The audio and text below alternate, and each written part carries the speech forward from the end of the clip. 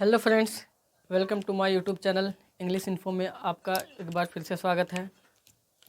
जी हाँ फ्रेंड्स, आपने थंबनेल में सही देखा कि आज हम फिर से पढ़ने वाले हैं प्रेजेंट परफेक्ट कंटिन्यूअस टेंस का इंट्रोगेटिव सेंटेंस। क्योंकि फ्रेंड्स पिछले वीडियो में हमने इंट्रोगेटिव सेंटेंस पढ़ा था तो पूरी जानकारी नहीं दी गई थी, क्योंकि वीडियो काफ़ी लंबा हो रहा था, इसलिए हमने छोड़ दिया था। आज जो भी है, आज पूरी कहानी बताई जाएंगी इंट्रोगेटिव सेंटेंस की।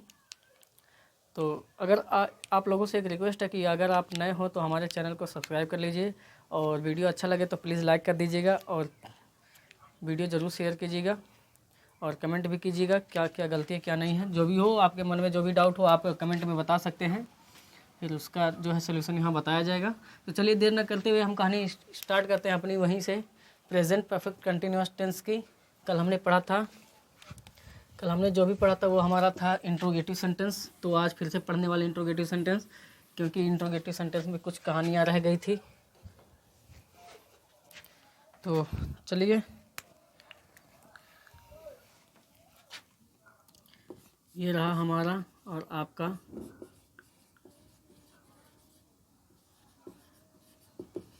Interrogative sentence. कल मैंने क्या बताया था? कल मैंने ये बताया था फ्रेंड्स कि इंट्रोगेटिव सेंटेंस जो होते हैं वो अपने आप में क्या होते हैं? टू आस्क, कुछ भी पूछना, या तो प्रश्न, या तो कोई पूछा जाए, या तो कोई आपसे पूछे, या आप किसी से पूछो, कोई फ़र्क नहीं पड़ता। पूछना ही आपका इंट्रोगेटिव सेंटेंस कहलाता है। क्यों कहलाता है? क्योंकि जब आप कुछ पूछेंगे तो अपने आप में वो क्या होगा? एक प्रश्नवाचक वाक्य होगा, है ना? प्रश्न का भाव प्रकट होगा, इसलिए कुछ भी आप पूछेंगे तो अपने आप में वो इंट्रोगेटिव होता है। और जो क्वेश्चन होते हैं, क्वेश्चन तो ऑलरेडी ये आपका क्या है? इंट्रोगेटिव होता है इसका, लेकिन इम्पोर्टेंट हिस्सा होता है क्वेश्चन मार्क। ठीक है, क्वेश्चन मार्क होता है। और ये भी बताया गया था फ्रेंड्स कि ये जो होते हैं ये टोटल 2 तरह के होते हैं। ये कितने तरह के होते हैं? 2 तरह के होते हैं। पहला क्या होता है? क्लोज एंडेड होता है। ठीक है, क्लोज एंडेड में बताया गया था कि फ्रेंड्स कि ऐसे वाक्य, ऐसे सेंटेंस जिसका आंसर हमें, मतलब ऐसे प्रश्नवाचक वाक्य जिसका आंसर हमें सिर्फ किस में मिले?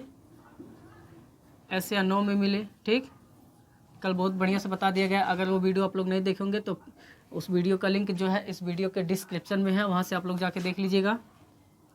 और ये भी बताया गया था कि हिंदी की शुरुआत कहाँ से होती है, क्या से होती है। ठीक है, और इंग्लिश की शुरुआत जो होती है, मतलब इसकी इंग्लिश जो होती है वाट जो है, बताया गया था कि कभी नहीं लिखा जाता है। क्लोज एंडेड में इसकी इंग्लिश नहीं लिखी जाती, बल्कि इसके जगह पे हम क्या यूज करते हैं? हेल्पिंग वर्ब लगाते हैं। ठीक है, ये बताया गया था। और लास्ट में क्वेश्चन मार्क इम्पोर्टेंट हिस्सा है ना, ये बताया गया था। फिर इसके बाद ये भी बताया गया था कि इसका स्ट्रक्चर जो होता है, स्ट्रक्चर में ये बताया गया था कि चलिए छोटा छोटा लिख रहे हैं, देख लेना। स्ट्रक्चर में बताया गया था कि सबसे पहले क्या लिखना होता है? Helping verb. अब इस टेंस का हेल्पिंग वर्ब जो है, जान ही रहे क्या है? इस टेंस का हेल्पिंग वर्ब है हैज़, हैव। ओके फ्रेंड्स, इसके बाद फिर बताया गया था कि तब जाके आपको लिखना क्या? सब्जेक्ट। और बताया गया था कि अगर ज़रूरत पड़े नाट की, मतलब बीच में कहीं नाट आ गया, नहीं शब्द आ गया, तो नाट भी लगा देना ज़रूरत के मुताबिक। ठीक है, इसके बाद आपको क्या लिखना है? बीन। क्यों बीन? बताया गया कि इस टेंस का जो है हेल्पिंग वर्ब होता है हैज़ बीन या हैव बीन। ठीक है, और बीन ये क्यों यहाँ पर लग रहा है ये भी बताया गया था पिछले वीडियो में, इसलिए मैं कह रहा हूँ वो वीडियो ज़रूर देख लीजिएगा। मतलब आप जो भी ये टेंस आप शुरू से ही देखना शुरू कर दें तो अच्छा रहेगा। तो बीन के बाद हम लिखेंगे मेन वर्ब का फर्स्ट फॉर्म प्लस ING।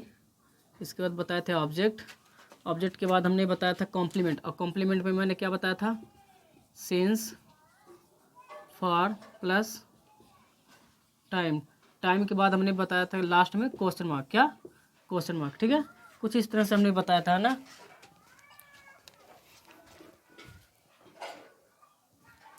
तो चलिए अब समझ लेते हैं इसका जो दूसरा पार्ट है जिसे हम बोलते हैं ओपन एंडेड। क्या? Open ended. एग्जाम्पल भी दे दिया गया है, इसका बता दिया गया है पिछले वीडियो में, इसलिए मैं कह रहा हूँ कि इसका जो भी पार्ट है, आप ये शायद चौथा पार्ट है, तो आप present perfect continuous tense part 1, part 2, part 3 देख लीजिए, तभी इसको देखिएगा।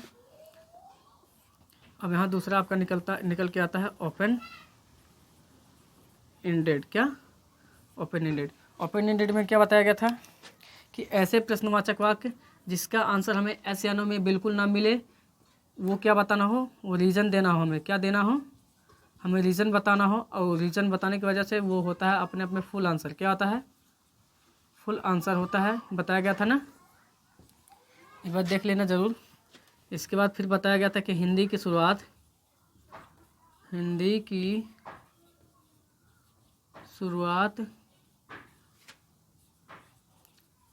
कहीं से भी हो, कोई फ़र्क नहीं पड़ता, ठीक है। और इंग्लिश की शुरुआत हमेशा क्वेश्चन वर्ड होती है, ये भी बता दिया गया है, ठीक है, कि क्वेश्चन वर्ड क्या होता है, और लास्ट में क्वेश्चन मार्क, ठीक है। कुछ ये था। अब क्या है कि इसमें कि एक ही स्ट्रक्चर बताया गया था। वो स्ट्रक्चर क्या था? स्ट्रक्चर नंबर देखिए, स्ट्रक्चर नंबर 1 वो जो था, ये बताया गया था कि सबसे पहले हमें क्या लिखना है, क्वेश्चन वर्ड। शायद फ्रेंड्स दिखाई दे रहा कि नहीं दिखाई दे रहा। क्वेश्चन वर्ड के बाद बताया गया था कि हेल्पिंग ऑफ, और हेल्पिंग ऑफ है आपका हैज़ या हैव। इसके बाद सब्जेक्ट बताया गया था। फिर बताया गया था कि ज़रूरत के मुताबिक सब्जेक्ट के बाद ही नाट लगाते हैं। इंट्रोगेटिव में अगर नाट शब्द आता है तो ये ध्यान दीजिएगा, सब्जेक्ट के बाद ही नाट लगाते हैं, ठीक है, ये हमेशा के लिए है। फिर इसके बाद बताया गया था कि बीन एक एडवर्ब है, इसलिए ये मेन वर्ब के साथ में ही रहता है। फिर बताया गया था कि मेन वर्ब का फर्स्ट फॉर्म और आईएनजी जोड़ना। फिर इसके बाद ऑब्जेक्ट, और ऑब्जेक्ट के बाद कॉम्प्लीमेंट। तो कॉम्प्लीमेंट में ये बताया गया था कि जो आपका सिंस टाइम के लिए सिंस या फॉर, और लास्ट में टाइम, ठीक है, सिंस फॉर प्लस टाइम, और लास्ट में क्वेश्चन मार्क, ठीक है, ये बताया गया था। ओके फ्रेंड्स, मुझे लगता है इतनी कहानी समझ में आ गई होंगी। ये आपका क्या है? ये आपका है कॉम्प्लीमेंट है, ठीक है, कॉम्प्लीमेंट हो गया ये। तो ये स्ट्रक्चर नंबर 1 बताया गया था, लेकिन आज हम फिर से पढ़ने वाले हैं स्ट्रक्चर नंबर 2, स्ट्रक्चर नंबर 3। मतलब टोटल इनके 3 स्ट्रक्चर होते हैं, जिनमें स्ट्रक्चर नंबर 2 है तो वो आता है हाउ मच, हाउ मेनी, या विच का यूज। क्या होता है? हाउ मच या हाउ मेनी। यानी स्ट्रक्चर नंबर 2 जब आएगा तो उसमें होगा आपका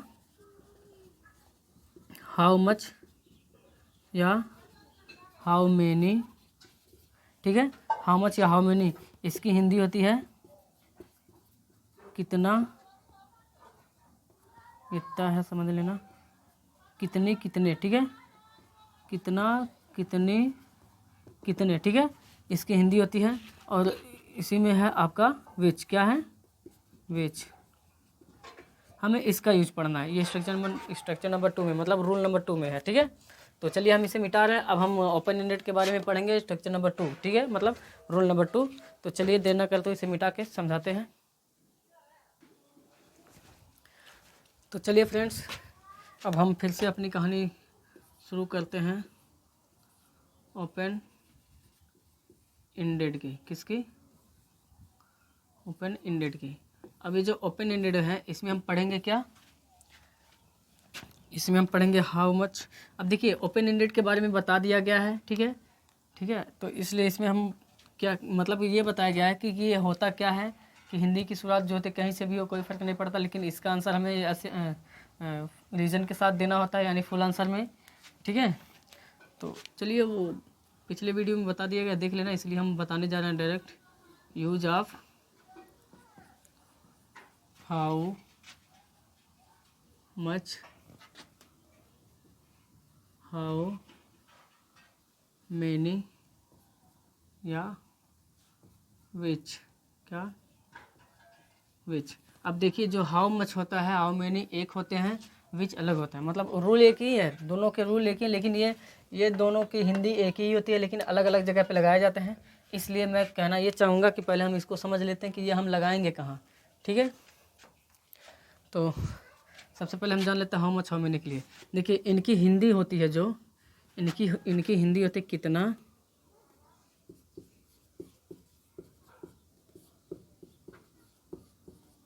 कितने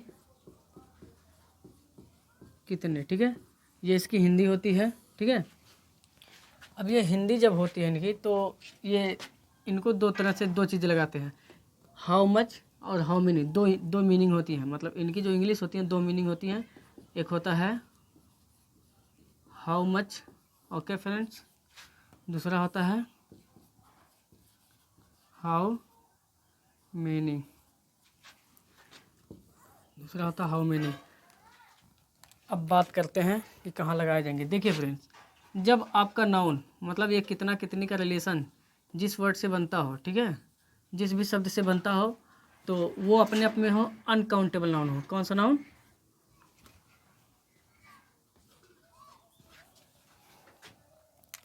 वो अपने आप में,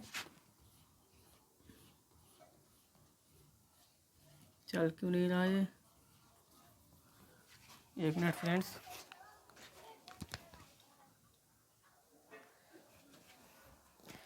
तो चलिए फ्रेंड्स देखते हैं।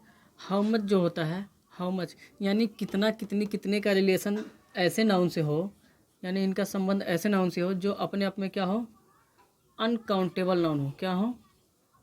अनकाउंटेबल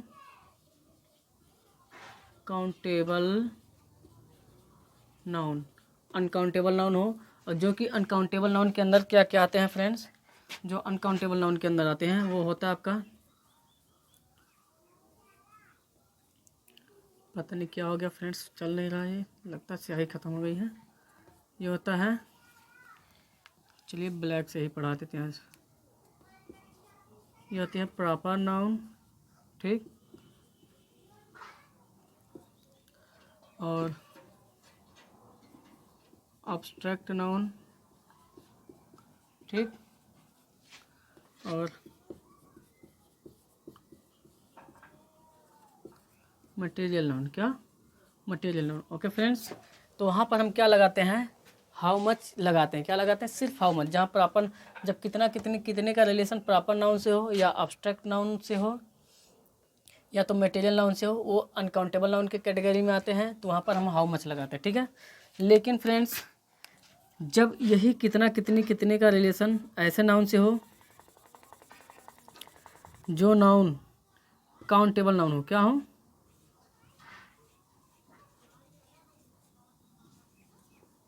जो नाउन काउंटेबल नाउन हो, ओके फ्रेंड्स, ऐसा नाउन जो अपने आप में क्या हो, काउंटेबल नाउन हो। अब वो काउंटेबल नाउन कौन कौन से हो सकते हैं? वो काउंटेबल नाउन आपके हैं, सबसे पहला जो होता है आपका कॉमन नाउन हो गया। क्या? कॉमन नाउन हो गया, सॉरी फ्रेंड्स मार्कर हो गया ख़राब। कॉमन नाउन, और दूसरा होता है collective noun. Collective noun friends, ठीक है। तो वहाँ पर अब क्या होता है, मतलब कितना कितनी कितने का रिलेशन या अगर कॉमन नाउन से हो या कलेक्टिव नाउन से हो तो वो होते हैं काउंटेबल नाउन। तो उनके साथ हम हमेशा हम हाउ मेनी लगाते हैं। क्या लगाते हैं? हाउ मेनी लगाते हैं, ठीक है friends.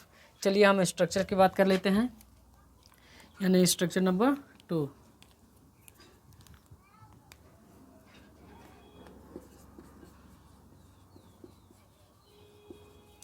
Structure number 2, structure number 2 कहता है कि सबसे पहले क्या लिखिए, क्वेश्चन वर्ड। क्या लिखिए? कहता है कि सबसे पहले आप लिखिए क्वेश्चन वर्ड, ठीक है। क्वेश्चन वर्ड के बाद बोलता है कि तब उसके बाद आप लिखिए नाउन। अब देखिए, ये जो क्वेश्चन वर्ड है आपका, ये जो क्वेश्चन वर्ड यही होंगे, हाउ मच, हाउ मेनी या विच के लिए कोई दिक्कत नहीं है, क्योंकि कौन से के लिए एक ही वर्ड लगाना है विच, तो उसके लिए कोई भी संबंध बने, कोई रिलेशन बने, कोई फर्क नहीं पड़ता, एक ही चीज़ें लिखी जाएंगी। तो ये जो नाउन लिखा गया है, ये नाउन कब किस लिए आया है? क्वेश्चन वर्ड के बाद तो हमें हेल्पिंग वर्ब लिखना चाहिए, लेकिन नहीं, इनके लिए एक स्पेशल रूल है कि जहाँ पर ये शब्द हैं हाउ मच या हाउ मेनी या विच, तो उनके साथ हम हमेशा क्या लगाते हैं, नाउन लगाते हैं। वही नाउन लगाते हैं जिनका रिलेशन बनता है इनके साथ, ठीक है। अभी देख लिया जाएगा, तब जाके हम लिखते हैं हेल्पिंग वर्ब। और हेल्पिंग वर्ब क्या हो सकता है, हैज़ या हैव, ठीक है। इनके बाद तब जाके हम सब्जेक्ट लिखते हैं। और मैंने फ्रेंड्स सही बताया है कि अगर बीच में नॉट की ज़रूरत पड़ जाए तो आप नॉट भी लगा सकते हैं, ठीक है, ज़रूरत के मुताबिक। इसके बाद हमने बताया फ्रेंड्स तब जाके क्या लिखना है, बीन लिखना है। क्या लिखना है, बीन, मेन ऑफ का फर्स्ट फॉर्म, उसके बाद और इसमें आईएनजी आपको जोड़ देना है। इसके बाद आप लिखेंगे ऑब्जेक्ट, ऑब्जेक्ट के बाद क्या लिखेंगे, कॉम्प्लीमेंट, और कॉम्प्लीमेंट में आपका आएगा सिंस या फॉर और प्लस टाइम, ठीक है। और लास्ट में क्वेश्चन मार्क, ध्यान से देख लीजिएगा, लास्ट में क्वेश्चन मार्क है ना।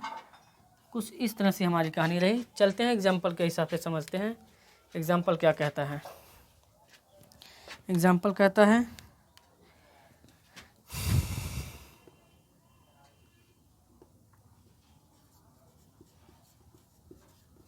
सरिता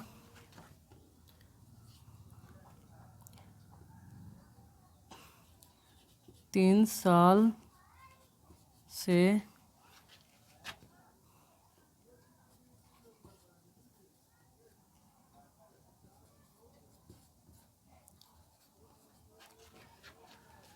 दिल्ली में रह रही है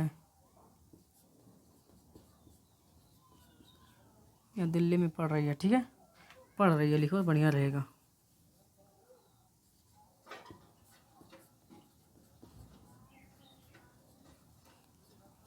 चलिए, सरिता 3 साल से दिल्ली में पढ़ रही है ना।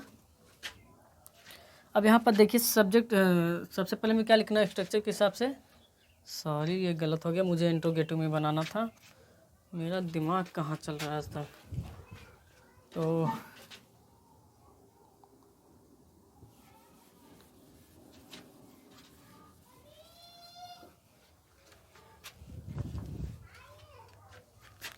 सरिता 3 साल से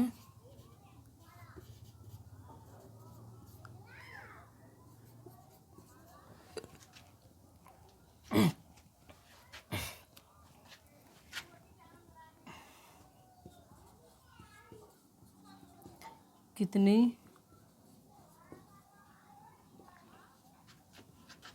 किताबें पढ़ रही है। ओके फ्रेंड्स, सरिता 3 साल से कितनी किताबें पढ़ रही है, चलिए ये सही है। अब सबसे पहले हमें लिखना है क्वेश्चन वर्ड, ठीक है। अब क्वेश्चन वर्ड लिखने के लिए हम देखेंगे क्वेश्चन वर्ड आपका है क्या, कितना। अब इस कितना का जो है मीनिंग दो है, एक हाउ मच, हाउ मेनी। तो क्या लगाओगे, हाउ मच लगाओगे कि हाउ मेनी लगाओगे, रीज़न बता दिया गया है। तो इसका पहले रिलेशन देखते हैं, रिलेशन किससे बन रहा है, सरिता 3 साल से कितनी क्या, तो आप लोग बताओगे किताबें, कितनी क्या किताबें, यही तो बताओगे ना। यानी कितना का रिलेशन किताबों से बन रहा है। अब ये किताबें जो है बुक्स, बुक्स आपका काउंटेबल नाउन यानी कॉमन नाउन होता है, इसलिए काउंटेबल नाउन में आ गया। उसके लिए हम क्या लगाएंगे, हाउ मेनी लगाएंगे, ठीक है। तो हाउ मेनी लगाएंगे, इसलिए यहाँ पर हम लिखेंगे हाउ मेनी नाउन। अब ये नाउन कौन सा है, यही नाउन है, ठीक है, क्योंकि इनका रिलेशन इन्हीं से बना, इसलिए यही नाउन उठ के आएगा यहाँ पे। हाउ मेनी किताबें हैं तो बुक्स कर दीजिए। इसके बाद हैज है, इसको लगाने के लिए सब्जेक्ट देखेंगे, सब्जेक्ट हमारा है सरिता, एक वचन है इसलिए हमने लगाया हैज। सब्जेक्ट सरिता, नॉट कहीं पर आया है, नहीं शब्द जो है कहीं पर नहीं आया, छोड़ दो, बीन लिखो, नॉट की ज़रूरत नहीं यहाँ पे है, तो आप बीन लिखिए। अब मेनू का फर्स्ट फॉर्म क्या है, पढ़ना, तो रीड पढ़ना हो गया, आईएनजी जोड़ दीजिए, रीडिंग, ठीक है। ऑब्जेक्ट क्या बचा, ऑब्जेक्ट यही था आपका किताबें, लेकिन ये तो नाउन के रूप में चला गया यहाँ पे, तो एक बार लिखा जा चुका है, अब यहाँ लिखने की ज़रूरत नहीं है, हमें ऑब्जेक्ट छोड़ देना है। अब सिंस फार चलते हैं, तो टाइम देखेंगे आपका क्या है, 3 साल, ये बता चुके हैं पिछले वीडियो में। सिंस जो होता है निश्चित समय के लिए, फार हमेशा अनिश्चित समय के लिए। तो 3 साल से कह रहा पता नहीं कौन से साल से, इसलिए आप यहाँ पर लगाएंगे फार, क्योंकि अनिश्चित समय है, फॉर 3 ईयर्स, ठीक। और लास्ट में क्वेश्चन मार्क। ओके फ्रेंड्स, मुझे लगता है ये कहानी इतनी समझ में आ गई होंगी। चलते हैं एक एग्जांपल और देख लेते हैं।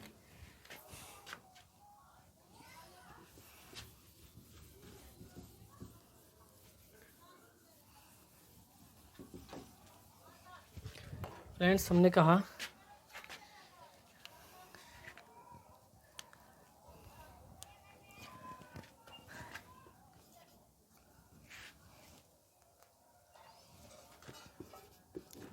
वे सब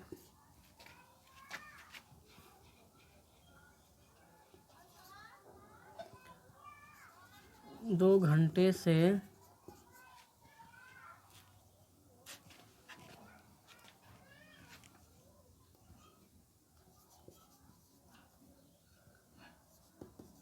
सड़क पर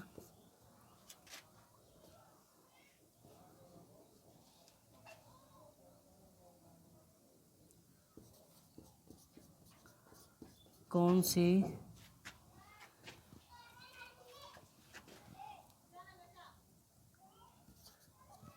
चीज़ें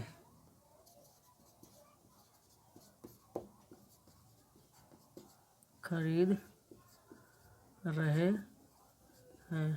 फ्रेंड्स, मेरा कहने का मतलब जो सड़क पर है, तो सड़क पर कोई दुकान होगी, ठीक है। तो चलिए देखते हैं, वे सब 2 घंटे से सड़क पर कौन सी चीज़ें खरीद रहे हैं, ठीक है। यहाँ पर क्वेश्चन वर्ड क्या है, कौन सी। तो हमें क्वेश्चन वर्ड क्या लिखना है, कौन सी। अब इसके लिए कोई झंझट नहीं, क्योंकि इसके लिए एक ही मीनिंग बनी है, विच। तो आप बिना सोचे समझे आप लगा देंगे यहाँ पे विच के बाद हमें नाउन चाहिए। अब इनका रिलेशन कहाँ है, कौन सी का रिलेशन किससे बन रहा है, बताओ जरा एक बार। जी हाँ फ्रेंड्स, आपने सही कहा, इसका रिलेशन बन रहा है चीज़ों से। किससे, चीज़ें से, मतलब सामान या वस्तुएं, ठीक है। तो वे लोग या वे सब 2 घंटे सड़क पर कौन सी क्या खरीद रहे हैं, कौन सी चीज़ें, है ना। तो रिलेशन बना तो ही चीज़ें जो हैं, तो आप लिखोगे विच थिंग्स, मतलब वस्तुएं, ठीक है, विच थिंग्स। अब लिखेंगे हैज़ है, तो सब्जेक्ट देखेंगे हमारा है वे सब, बहुवचन है इसलिए अब की बार लगा देंगे हैव के बाद सब्जेक्ट दे, क्योंकि देख सकते हैं सब्जेक्ट है ये हमारा दे। नॉट छोड़ दो, नहीं आया है, बीन लिखो, मेनू का फर्स्ट फॉर्म खरीदना, BUYI बाइंग, ठीक है। अब देखिए बताया गया कि अगर वाई हो, ठीक है, वाई से ठीक पहले एक वाउल्स हो, क्या हो, वाउल्स, तो वहाँ पर ING लगाते वक्त क्या करते हैं, वाई को हटा देते हैं, सीधा ING जोड़ देते हैं, बाइंग, है ना। और फिर इसके बाद लगाते हैं, कहाँ गया, मेन ऑफ हो गया, ING। ऑब्जेक्ट क्या है, सड़क पर, तो पर की इंग्लिश ऑन, और सड़क की इंग्लिश द रोड, ठीक। रोड करने के साथ साथ फ्रेंड्स अब लगाएंगे सिंस या फॉर कॉम्प्लीमेंट, सिंस या फॉर टाइम। टाइम क्या है, 2 घंटे से, ठीक है। तो 2 घंटे से मतलब ये अनिश्चित समय, इसलिए लगा गया फॉर 2 आवर्स, फॉर 2 आवर्स, ठीक है। ओके फ्रेंड्स, एक बार ध्यान से देख लीजिए, कोई गलती तो नहीं है। 1 मिनट फ्रेंड्स, यहाँ पर एक ये मीनिंग मिस्टेक हो गई, ये बाइंग की, ये रहेगा BUYING, ठीक है।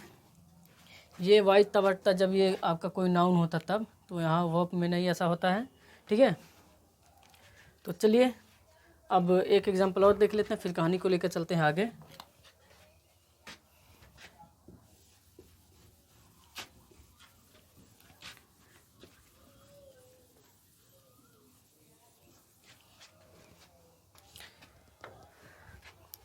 हमने कहा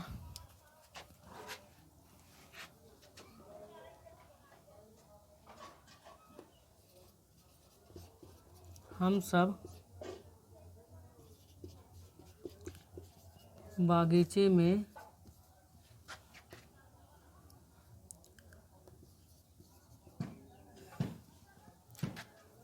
3 बजे से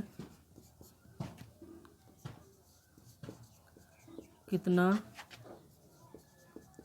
आम खा रहे हैं।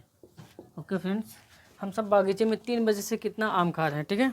तो क्वेश्चन वर्ड क्या है आपका, क्योंकि हमें सबसे पहले क्वेश्चन वर्ड लिखना है, तो क्वेश्चन वर्ड है आपका कितना। अब इस कितना का इसके लिए 2 चीज़ें लगाना है, कि हाउ मच या हाउ मेनी। तो क्या लगाएंगे, तो लगाने से पहले इनका रिलेशन देखते हैं कहाँ बन रहा है। हम सब बागीचे में 3 बजे से क्या, तो आप लोग बताओगे आम, है ना, यानी कितना का रिलेशन आम से बना। अब ये आम आपका है क्या, मटेरियल नाउन है, अनकाउंटेबल नाउन, इसका मतलब हाउ मच, ठीक है। तो यहाँ पर आप लगाओगे हाउ मच। देखिए फ्रेंड्स, आप लोगों को ये बताया गया होगा कि हाउ मच और हाउ मेनी के लिए कि जिस चीज़ को आप गिन सकते हो उसके लिए हाउ मेनी लगाते हैं, यानी काउंटेबल ऐसे बताया गया था। काउंटेबल नाउन मतलब गिना जाने वाला नाउन, ठीक है। जिस चीज़ को आप गिन सकते हो उसके लिए हाउ मच लगाते हैं, सॉरी हाउ मेनी लगाते हैं, और जिस चीज़ को आप नहीं गिन सकते हो उसके लिए हाउ मच लगाते हैं। तो फ्रेंड्स ये पूरी तरह से गलत है, वो नहीं सही है, बल्कि ये सही है कि जो काउंटेबल अनकाउंटेबल नाउन होते हैं, जैसे काउंटेबल नाउन में आपका common noun, collective noun, common noun में कुछ भी आ जाए या कलेक्टिव नाउन में कुछ भी हो, मतलब या तो कॉमन नाउन हो या कलेक्टिव नाउन हो, तो वो काउंटेबल नाउन होंगे, उनके साथ हम लगाते हैं हाउ मेनी। और जो अनकाउंटेबल नाउन में है, जैसे प्रॉपर नाउन हो, किसी व्यक्तियों का नाम हो, या अब्स्ट्रैक्ट नाउन हो, कोई ऐसी फीलिंग वाली वर्ड हो, या मटेरियल नाउन हो, मटेरियल पदार्थ का कोई भी सामान हो, वो अनकाउंटेबल नाउन में आता है, उसके साथ हम क्या लगाते हैं, हाउ मच। भले ही ये पदार्थवाचक या ये पदार्थवाचक नाउन जो संज्ञा है भले ही गिना जा सके, कोई फर्क नहीं पड़ता, भले ही गिना जा सके, लेकिन हम वहाँ पर हाउ मच ही लगाएंगे। यहाँ पर आप देखें, अगर गिनने की बात की जाए तो आम आप गिन सकते हो, आम को गिना जा सकता है, इसका मतलब क्या हाउ मेनी लगाएंगे, बिल्कुल नहीं लगाएंगे, ठीक है। आम गिना जा सकता है, लेकिन फिर भी यहाँ पर हाउ मेनी नहीं लगेगा, क्योंकि यह मटेरियल नाउन है जो कि अनकाउंटेबल नाउन में आता है, इसलिए हाउ मच लगाएंगे। अगर आप लोगों को विश्वास ना हो तो एक बार गूगल पे सर्च करके देख लेना, ठीक है, हाउ मच। अब नाउन क्या है, नाउन यही आपका आएगा मैंगो, तो यहाँ पर जब आप सर्च करेंगे तो आपको यही मिलेगा, हाउ मच मैंगो, ठीक है। अब हैज़ हैव लगाना है, तो सब्जेक्ट हमारा है, हम सब बहुवचन है, इसलिए हैव लगाओ, है, ठीक है। नॉट लगाओ, कहीं पर नॉट आया है, नहीं आया छोड़ दो, बीन लिखो तब, बीन, बीन को बीनों का फर्स्ट फॉर्म खाना, तो ईट, और उसमें जुड़ गया ईटिंग, आईएनजी जुड़ गया। ऑब्जेक्ट क्या है, बागीचे में, है ना। आम भी तो ऑब्जेक्ट था, लेकिन ये चला गया नाउन के रूप में यहाँ, तो अब यहाँ लिखने की ज़रूरत नहीं है, ठीक है। अब लिखेंगे बागीचे में 3 बजे से, यही तो बचा है, तो ये जो 3 बजे से आपका कॉम्प्लीमेंट है, क्योंकि टाइम हमेशा कॉम्प्लीमेंट ही होता है, ठीक है। तो बागीचे में, make English in a garden, in a garden, ठीक है, सॉरी ये एन है, इन अ गार्डन। और टाइम में कॉम्प्लीमेंट में क्या बचा, सिंस फॉर टाइम, है ना। तो यहाँ पर समय देखेंगे 3 बजे से, निश्चित समय है, इसलिए यहाँ पर हम लगा देंगे सिंस, कितना है 3 बजे, 3 o'clock, ठीक है फ्रेंड्स। और लास्ट में क्वेश्चन मार्क। मुझे लगता है फ्रेंड्स इतना बातें समझ में आ गई होंगी। अब चलते हैं, एक और रूल बचा है, उसको एक बार देख लेते हैं अच्छे से, और इसे हम मिटाने वाले हैं।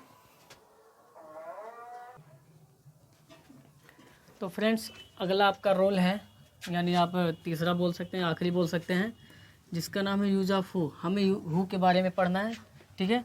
हु कैसे यूज होता है, देखिए हु का मतलब जो होता है कौन, और ये सब्जेक्ट का काम करता है, किसका, सब्जेक्ट का काम करता है। कैसे, अभी हम बता रहे हैं कैसे। तो जो ये रहा हमारा हु, क्या रहा, ये हमारा रहा हु। हु मीन्स होता है, 2 चीज़ें होती हैं। हु मीन्स आप एक कह सकते हो, होता है कौन, ठीक है, और दूसरा होता है कौन, ठीक है, 2 होते हैं। और ये हु जो होता है अपने आप में क्या होता है, ये हु अपने आप में एक सब्जेक्ट है, क्या है, यह एक सब्जेक्ट है। कैसे, अभी देखिए हम साबित कर देंगे कैसे। अब देखिए, अगर सेंटेंस में सिर्फ हिंदी सेंटेंस में सिर्फ कौन हो, क्या हो, कौन हो, तब जब इसे तब हम मानते हैं सिंगुलर सब्जेक्ट। कौन सा सब्जेक्ट मानते हैं, तब इसे हम सिंगुलर, पूरा लिख दें, सिंगुलर सब्जेक्ट। ओके फ्रेंड्स, इसे हम सिंगुलर सब्जेक्ट मानते हैं, ठीक है। और जब हिंदी में आपका हो कौन कौन, क्या हो, कौन कौन, तो इसे हम मानते हैं प्लूरल सब्जेक्ट। क्या मानते हैं, तब ये कौन सा सब्जेक्ट होता है, प्लूरल सब्जेक्ट। ओके फ्रेंड्स, जब सिर्फ हिंदी में कौन हो तो वो सिंगुलर सब्जेक्ट, और इसके साथ हमेशा हेल्पिंग ऑफ जो होगा वो होगा हैज़ बीन। किसका यूज होगा, हैज़ बीन होगा, ठीक है। लेकिन जब ये हिंदी में कौन कौन हो तो ये होता है प्लूरल, मतलब बहुवचन, तो इसके साथ हमेशा हैव बीन का यूज होता है। किसका यूज होता है, हैव बीन का यूज होता है। ओके फ्रेंड्स, जी हाँ फ्रेंड्स, हैव बीन का यूज होता है। देखिए, अगर मैं कह दूँ तुम्हें 2 घंटे से कौन समझा रहा है, ठीक है। तो कौन समझा रहा है, तो एक ही वर्ड आया कौन, वो क्या है, सिंगुलर है, मतलब एक है, अकेला है ना। तो समझाने वाला ही तो सब्जेक्ट होता है, मतलब जो काम करने वाला डूअर होता है वही आपका सब्जेक्ट है। तो डूअर कौन है, कौन खुद कर रहा है ना, तो इसलिए वो सब्जेक्ट होने के साथ साथ एक ही वर्ड आया, कौन समझा रहा है, एक ही समझा रहा है, तो सिंगुलर सब्जेक्ट हुआ, उसके साथ हम हैज़ में लगाएंगे, ठीक है। और जब इस तरह से हो जाए, तुम्हें शाम को कौन कौन समझा रहा है, ठीक है, तुम्हें इस समय कौन कौन समझा रहा है, ठीक है।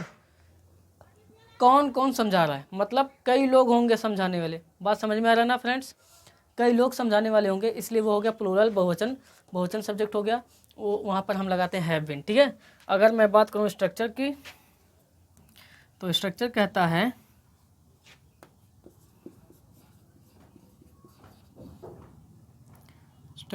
फ्रेंड्स कि आप क्या करें,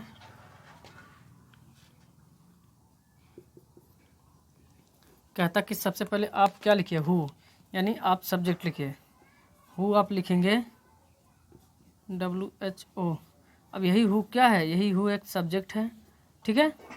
इसके बाद कहता है तब जाके आप क्या लिखिए, हैज़ या हैव, इनके साथ हमेशा बीन जोड़िए, किसको जोड़िए, बीन, ठीक है।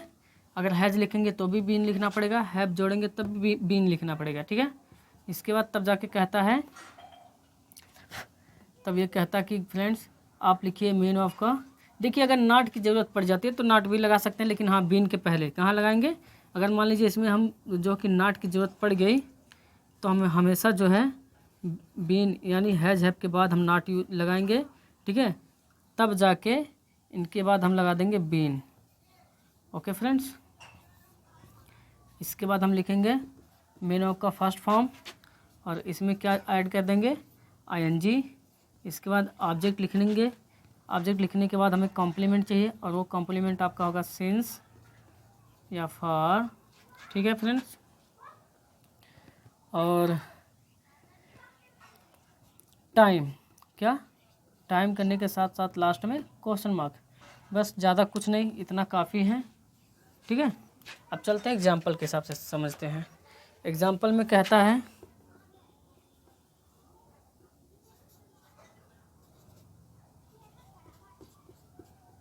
तुम लोगों को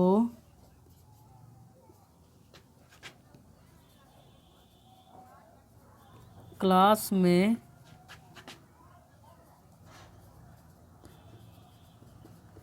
अंग्रेजी कौन पढ़ा रहा है, ठीक है।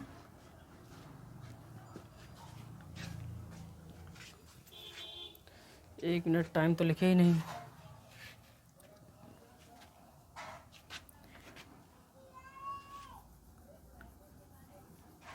यहाँ से लिखिए इस तरह से, तुम लोगों को क्लास में 3 घंटे से कौन पढ़ा रहा है, ये सही है फ्रेंड्स, टाइम भूल गए थे। तो चलिए ये सब्जेक्ट कैसे होता है हो हम बता देते हैं। अब देखिए सब्जेक्ट कहते किसे हैं, सब्जेक्ट जो होता है हमारा SUBJECT जो होता है सब्जेक्ट, सब्जेक्ट अपने आप में क्या होता है, डूअर, मतलब करने वाला, डू मीन्स करना, ER लगा तो करने वाला, ठीक है। डूअर मीन्स करने वाला, जो भी हो, जो वस्तु या व्यक्ति कुछ भी हो जो करने वाला होता है, कोई भी काम करने वाला होता है तो करने वाले को ही हम सब्जेक्ट बोलते हैं, ठीक है। जैसे मैंने कहा वह घर जा रहा है, अब यहाँ कौन सा काम किया जा रहा है, जाने का काम किया जा रहा है, जा कौन रहा है, वह है ना, यानी वह जो है जाने का काम कर रहा है ना, तो वह एक डूअर हो गया, डूअर हुआ तो सब्जेक्ट हुआ, बात समझ में आ रहा है ना फ्रेंड्स। अगर मैंने कहा कि सरिता किताब लिख रही है तो काम क्या हो रहा है, लिखने का काम हो रहा है ना, कौन लिख रही है, सरिता, है ना, तो काम करने का लिखने का काम कौन कर रही है, सरिता, डूअर हो गई तो मतलब सब्जेक्ट हो गया। उसी तरह से फ्रेंड्स तुम लोगों को क्लास में 3 घंटे से कौन पढ़ा रहा है, अब पढ़ाने वाला जो होगा, काम पढ़ाने का काम चल रहा है ना, जो पढ़ाने वाला होगा वही डूअर होगा, वही सब्जेक्ट होगा।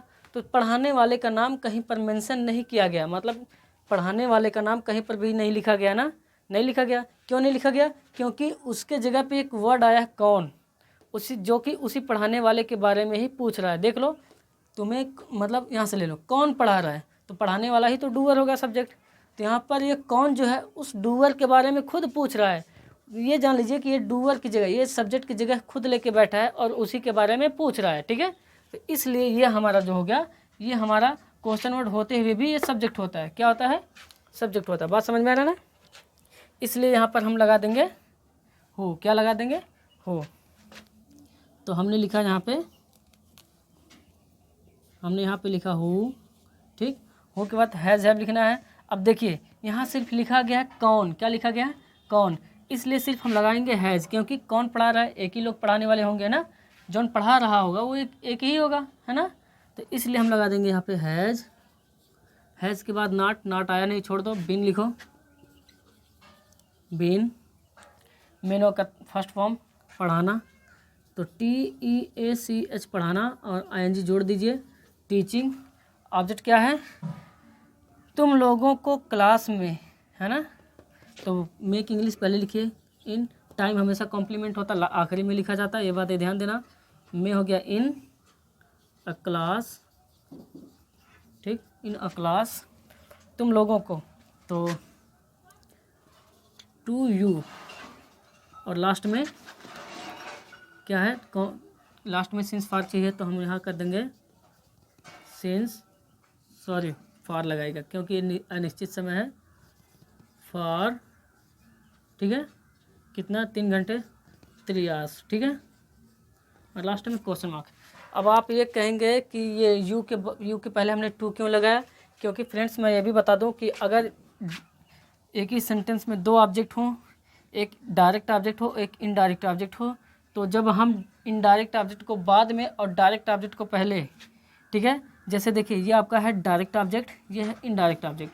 अगर इनडायरेक्ट ऑब्जेक्ट को बाद में और डायरेक्ट ऑब्जेक्ट को पहले लिखते हैं तो इनडायरेक्ट ऑब्जेक्ट से पहले हमें टू लगाना पड़ता है, ठीक है।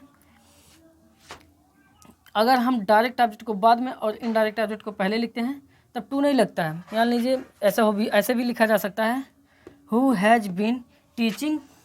टीचिंग के बाद आप लिख सकते हैं you, teaching you in a class, ठीक है। बाकी सब यहाँ तक, ठीक है, बाकी उतर सकता है, कुछ ऐसे भी हो सकता है, ठीक है। तो मुझे लगता है फ्रेंड्स इतना समझ में आ गया होगा। चलते हैं एक एग्जाम्पल और देख लेते हैं, बस कहानी ख़त्म करते हैं।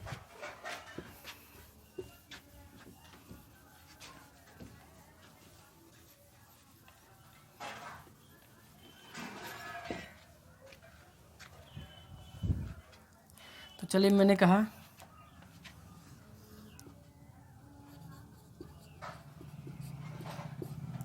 तुम्हारे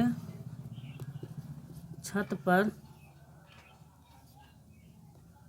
2 बजे से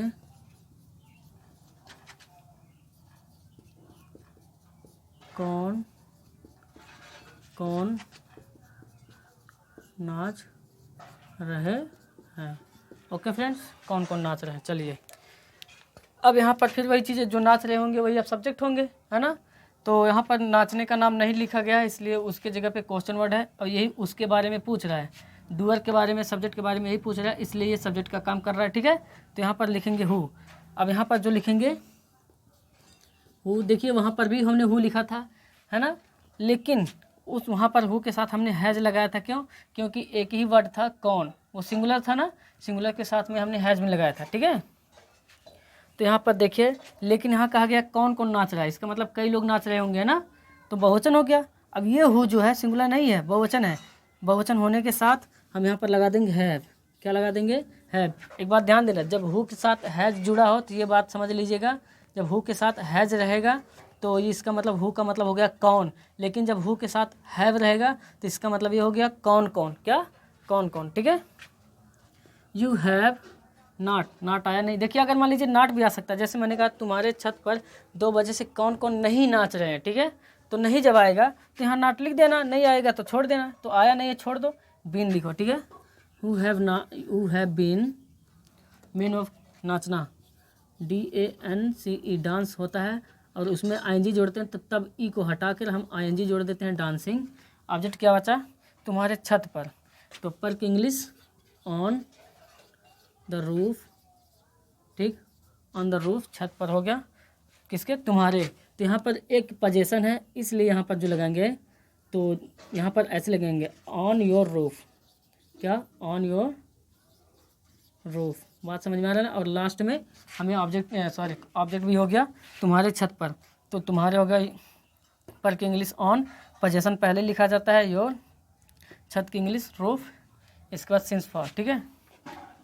तो यहाँ टाइम देखेंगे 2 बजे से निश्चित समय है, इसलिए हम लगा देंगे सिंस, ठीक। टाइम क्या है 2 o'clock, ठीक है। और लास्ट में क्वेश्चन मार्क। ओके फ्रेंड्स, मुझे लगता है फ्रेंड्स ये कहानी बहुत बाकायदे से समझ में आ गई होंगी आप लोगों को। अगर समझ में ना आए तो प्लीज़ कमेंट में ज़रूर बताइएगा कि कहाँ हमें समझ में नहीं आया, कि उसको एक बार फिर से बताया जाएगा।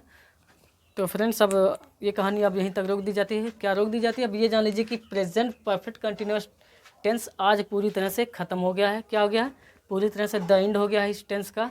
अब हम जो अगले वीडियो में पढ़ने वाले हैं वो हमारा होगा पास्ट का, क्योंकि प्रेजेंट का देखिए 4 टेंस होता है, present indefinite tense, present continuous tense, present perfect tense, present perfect continuous tense.